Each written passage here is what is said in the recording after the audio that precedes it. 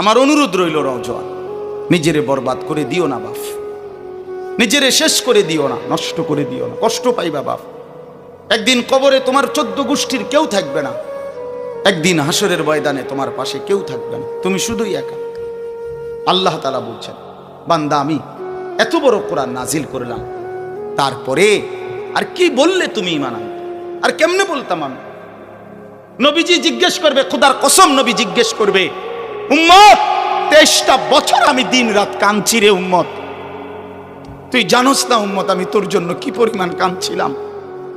সারাটা রাত আমি কেঁদেছি, তায়েফের পাথরের আঘাতে আমার পিঠ ছিদ্র ছিদ্র করে ফেলছে, আমি ক্ষুধার কষ্টে পেটে পাথর ভাঙছি, আমার ঘরের চুলায় আগুন জ্বলে নাই, আমি দান শহীদ করে সারাটা দেহ রক্ত মাখা হয়ে বেহুশ হয়ে উহুদের প্রান্তরে পড়েছিলাম, এত কাঁদলাম, এত রক্ত ঝরাইলাম, 23 বছরের বিনিময়ে উম্মত আমি বুঝি তোর কলজাটা নরম করতে পারলাম না। কি বলবেন ভাইয়া? এই ছেলেরা বাপ কি বলবা তোমরা? বলো দোস্ত। আল্লাহ আমাদেরকে বুঝ দান করে। আমরা অনেক আসছো মাশাআল্লাহ, আল্লাহ তোমাদেরকে উত্তম বিনিময় দান করেন। সব ছেলের কাছে বন্ধু, যদি পারি, যদি বলতা, হাত জোর করে বলতাম, সেজদা দিও, তুমি নামাজ পড়ো, নিজেরে নষ্ট করো না, নিজের আখলাক, নিজের চরিত্র, নিজের জিন্দিগির কদর করো ভাই, নামাজ পড়ো, নিজেরে ভালো রাখো। অশ্লীলতা, বেহায়াপনা, নোংরা ছবি, নর্তকীর নাচ, জিনা, ব্যভিচারের দৃশ্য দেখো না বাপ, দেখো না। একটা নারী দরকার, মনের মধ্যে নারীর প্রতি আকর্ষণ, সেটা আল্লাহ তাআলা পূরণের ব্যবস্থা রাখছেন বাপ। বিবাহের হালাল ব্যবস্থা আল্লাহ রাখছেন, মানুষের প্রত্যেক চাহিদা পূরণের জন্য যিনি চাহিদা দিয়েছেন তিনি পূরণেরও ব্যবস্থা রাখছেন, ঠিক কি না বলেন? ক্ষুধার চাহিদা আল্লাহ দিছেন, তো আল্লাহ তাআলা রিজিকও তো দিছেন। তৃষ্ণার চাহিদা আল্লাহ দিছেন, তো পানিও তো আল্লাহ দিছেন। যে যৌবনের চাহিদাও আল্লাহ দিছেন, তো সেটার জন্য হালাল বিবাহের ব্যবস্থাও তো আল্লাহ তাআলা রাখছেন। তো নষ্ট হয়ে যাওয়া কেন? নিজেরে বরবাদ করে দেওয়া কেন ভাই আমার? আল্লাহ যেন জিজ্ঞেস করছে, হায় আমার ইমানদার বা, আমি না তোমারে মুসলমান বানাইলাম, তোমারে না আমি সর্বশ্রেষ্ঠ রসুল দিলাম, নবী মুহাম্মদ সাল্লাল্লাহু আলাইহি সাল্লামের চাইতে সর্বশ্রেষ্ঠ রসুল আর কেউ আছে? কোরআনের চাইতে দামি কোনো কিতাব আছে? ইসলামের চাইতে দামি কোনো ধর্ম আছে? আল্লাহ তাআলার চাইতে বাদ দিয়ে আর কোনো মালিক আছে? তো আল্লাহ বলেন, আমি তোমার মালিক, আমার নবী মুহাম্মদ সাল্লাল্লাহু আলাইহি সাল্লাম তোমার রসুল, কোরআন তোমার কিতাব, ইসলাম তোমার ধর্ম। অতএব তুমি কেন ভুল পথে যাইবা বান্দা? তুমি নামাজ পড়বা না কেন?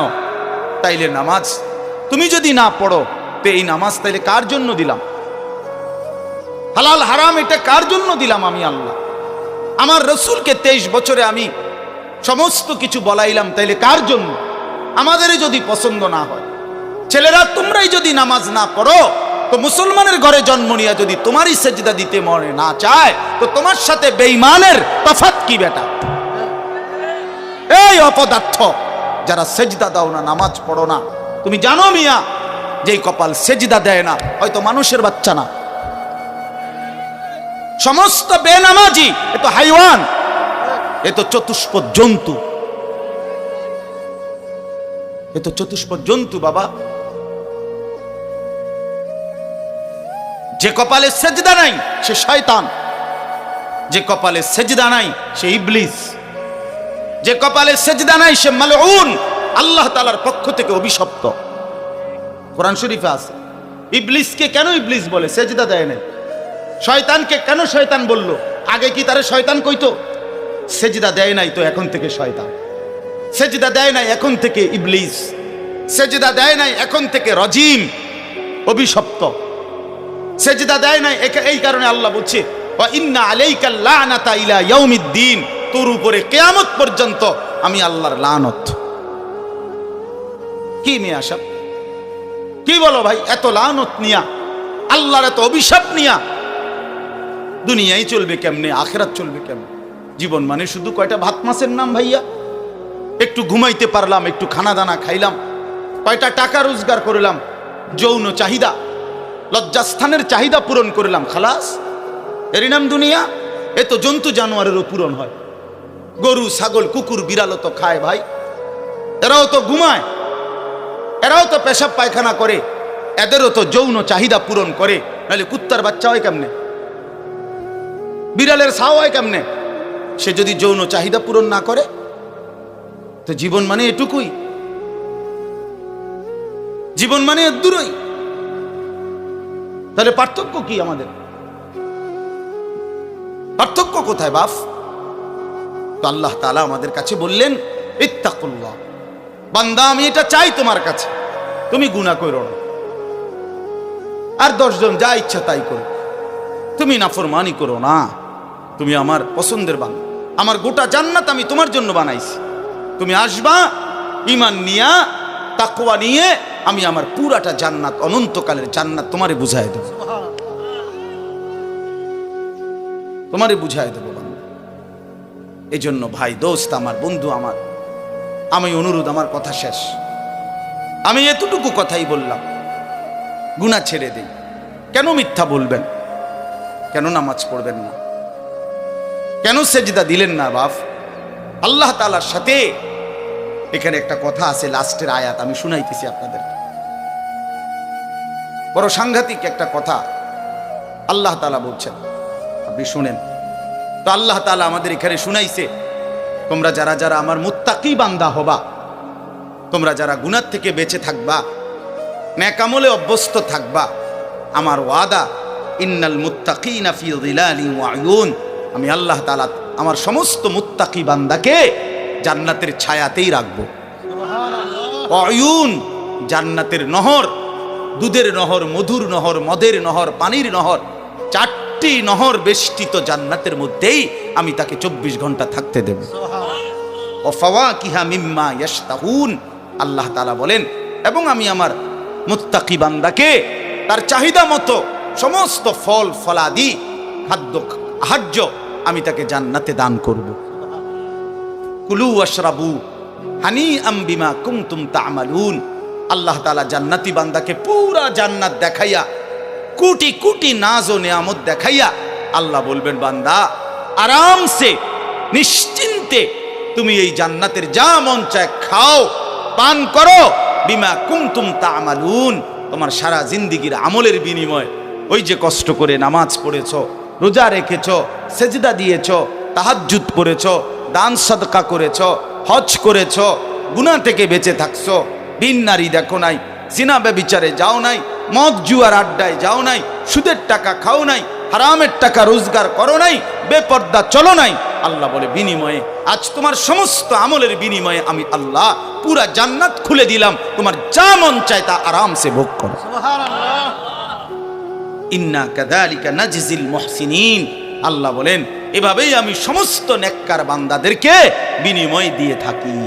শুধু তোমারে না, পুরা জান্নাতের সকলকে দেখো আমি আল্লাহ তাআলা ভরপুর নিয়ামত দিয়ে পূর্ণ করে দিয়েছি।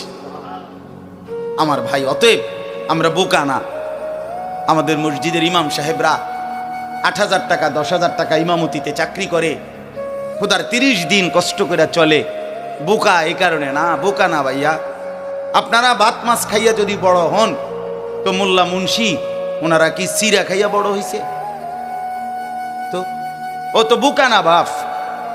কেমনে সুদে টাকা নিলে, কিস্তিতে টাকা নিলে, কেমনে কি করলে দুনিয়া আরো কামাই করা যায়, এটা না বুঝার কি আছে? বুঝে সবাই, কিন্তু কেউ আখেরাতের ভয়ে ছেড়ে দেয়, কেউ আখেরাতকে ভুলে দুনিয়ার নাফরমানিতে লেগে যায়। এই হলো তফাৎ, বুঝে না এমন না। তো আল্লাহ তাআলা বলেন, এবার দেখেন এই শেষ কথা, ওয়াইলুন ইয়াউমাইযিল লিল মুকাদ্দিবিন, আল্লাহ তাআলা বলেন সমস্ত মিথ্যাবাদী, নাফরমান, পাপী, তাদের জন্য কিয়ামতের দিন অনেক বেশি দুর্ভোগ, লাঞ্ছনা, আযাব। এই কথাইটা একটা জিনিস খেয়াল করেন, ওয়াইলুন ইয়াউমাইযিল লিল মুকাদ্দিবিন, আল্লাহ তাআলা বলেন মিথ্যাবাদীরা, ও আমার নাফরমান বান্দারা, ইয়াউমাইদিন, সেদিন কিয়ামতে তোমাদের জন্য খুব বেশি লাঞ্ছনা, আযাব অপেক্ষা করছে। এই কথাইটা এই সূরাটার মধ্যে মোট 50টা আয়াত। এই 50 আয়াতের মধ্যে 10টা আয়াত এই কথাইটা বারবার কইছে।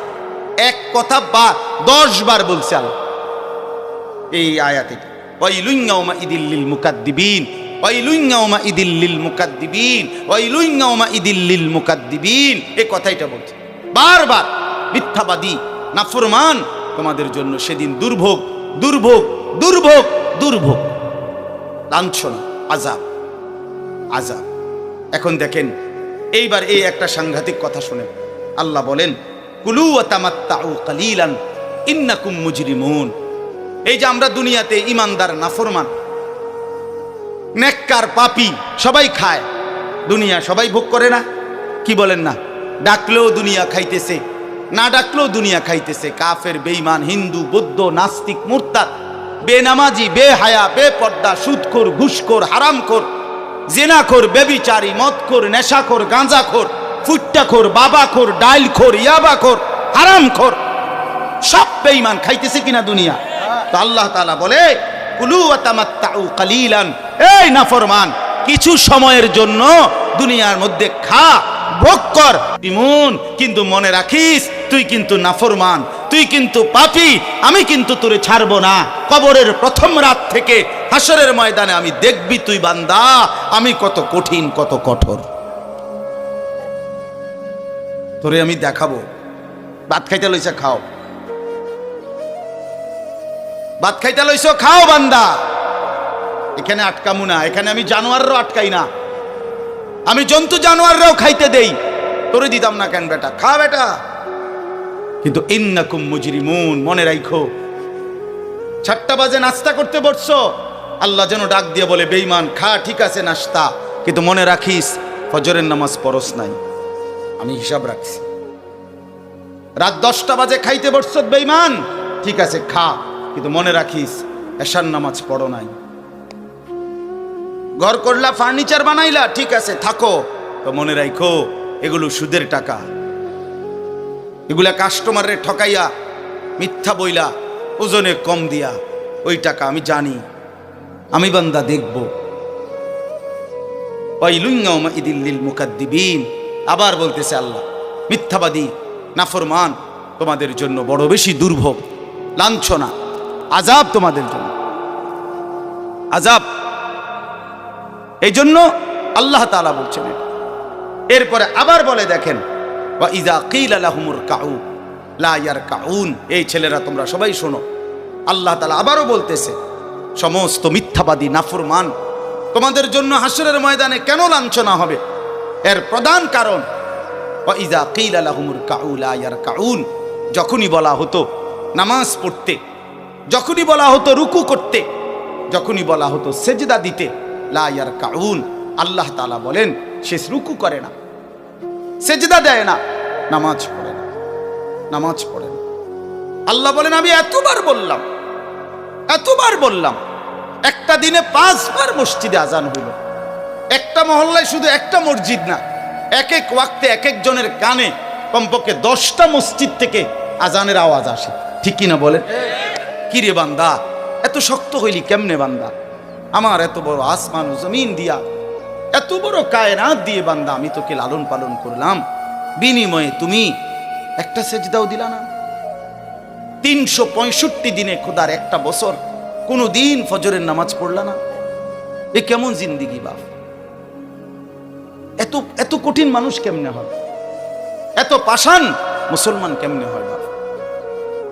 বলে আল্লাহ তাআলা বলছেন ওয়া ইযা কিলা লাহুমুর কাউ লা ইয়ারকাউন, নাফরমান মনে রাখিস বারবার তোকে নামাজের কথা বলা হয়েছিল, তুমি পড়ো নাই, আমি কিন্তু ছাড়বো না। খাইতে দিছি, খাইতে দিছি, খাইতে আমি কাফেরও দেই, দুনিয়া তো আমি বেঈমানকেও দেই, দুনিয়া আমি কুকুর বিড়ালকেও দেই, দুনিয়া তো আমি শুকরকেও খাইতে দেই। আমরা এক মানুষ যা খাই জন্তু জানোয়ার তার চাইতে বেশি দুনিয়া খায়, ঠিক না? হ্যাঁ, বইয়ে আছে, গবেষকদের কথা হলো একটা হাতি একদিনে 250 কেজি খাবার খায়, 90 লিটার পানি পান করে। আপনি পারবেন? একটা তিমি এক বেলা 200 শক্ত সামর্থ্য যুবক এক বেলা যা খায় সেই সমপরিমাণ একটা তিমি এক বেলা তা খায়। তো দুনিয়া তারা বেশি ভোগ করে না? কথা বলেন। তাহলে ভাইয়া দুনিয়া খুব বেশি আমরা ভোগ করি না। ওয়াইলুন ইয়াউমাইদিল লিল মুকাদ্দিবিন, আল্লাহ বলে বান্দা নামাজ পড়লা না, ঠিক আছে, আবারও বললাম, ওয়াইলুন ইয়াউমাইযিল লিল মুকাদ্দিবিন, সমস্ত মিথ্যাবাদী নাফরমান পাপী মনে রেখো, সেদিন তোমাদের জন্য আযাব হবে। এই শেষ কথা হলো ফাবিআইয়ি হাদিসিন বা'দাহু ইউমিনুন। আল্লাহ তাআলা বলেন, এই শেষ কথাটা আবার আমার মনোযোগ দিয়ে শুনেন, ফাবিআইয়ি হাদিসিন বা'দাহু ইউমিনুন। আমার ভাই, আল্লাহ তাআলা একটা আশ্চর্য কথা বলছে এখানে। আল্লাহ বলছে, বান্দা তুমি জানো আমি 23 বছরে আমার প্রিয় রসুলের মাধ্যমে 30 পারা কোরআন নাজিল করে, আমার সর্বশ্রেষ্ঠ কথা এগুলো আল্লাহর কথা কিনা বলেন না ভাই? আল্লাহ বলেন 23 বছরে 30 পারা কোরআন নাজিল করে আমি আমার সর্বশ্রেষ্ঠ আমার কথাগুলো আমি তোমাকে জানাইলাম। আর আমার সবচেয়ে প্রিয় রসুল 1.25 লাখ আম্বিয়ার মধ্যে সর্বশ্রেষ্ঠ রসুল আমি তোমাকে দিলাম, কিতাবও দিলাম সর্বশ্রেষ্ঠ, রসুলও দিলাম সর্বশ্রেষ্ঠ। আল্লাহ বলছে, বান্দা এরপরে আর কোন কথা বললে, আর কোন নবী পাঠাইলে তুমি ঈমান আনতা? আর কি বললে ঈমান আনতা? আর কি বললে আমারে বিশ্বাস করতা? আর কেমনে বললে বান্দা সেজদা দিতা? আর কতগুলো কথা বললে বলেন? এই জন্য নওজোয়ান, আমার অনুরোধ রইল, নওজোয়ান নিজেরে বরবাদ করে দিও না বাপ, নিজেরে শেষ করে দিও না, নষ্ট করে দিও না, কষ্ট পাইবা বাপ। একদিন কবরে তোমার 14 গোষ্ঠীর কেউ থাকবে না, একদিন হাসরের ময়দানে তোমার পাশে কেউ থাকবে না, তুমি শুধুই একা। আল্লাহ তাআলা বলছেন, বান্দা আমি এত বড় কোরআন নাজিল করলাম, তারপরে আর কি বললে তুমি ঈমান আনতে? আর কেমনে বলতাম আমি? নবীজি জিজ্ঞেস করবে, খোদার কসম নবী জিজ্ঞেস করবে, উম্মত 23টা বছর আমি দিন রাত কাঁদছি রে উম্মত, তুই জানোস না উম্মত আমি তোর জন্য কি পরিমাণ কাঁদছিলাম। সারাটা রাত আমি কেঁদেছি, তায়েফের পাথরের আঘাতে আমার পিঠ ছিদ্র ছিদ্র করে ফেলছে, আমি ক্ষুধার কষ্টে পেটে পাথর ভাঙছি, আমার ঘরের চুলায় আগুন জ্বলে নাই, আমি দান্দার শহীদ করে সারাটা দেহ রক্ত মাখা হয়ে বেহুশ হয়ে উহুদের প্রান্তরে পড়েছিলাম, এত কাঁদলাম, এত রক্ত ঝরাইলাম, 23 বছরের বিনিময়ে উম্মত আমি বুঝি তোর কলজাটা নরম করতে পারলাম না। কি বলবেন ভাইয়া? এই ছেলেরা বাপ কি বলবা তোমরা? বলো দোস্ত। আল্লাহ আমাদেরকে বুঝ দান করেন, আল্লাহ আমাদেরকে ফিকির দান করেন, আল্লাহ তাআলা আমাদের সবাইকে কবুল করেন।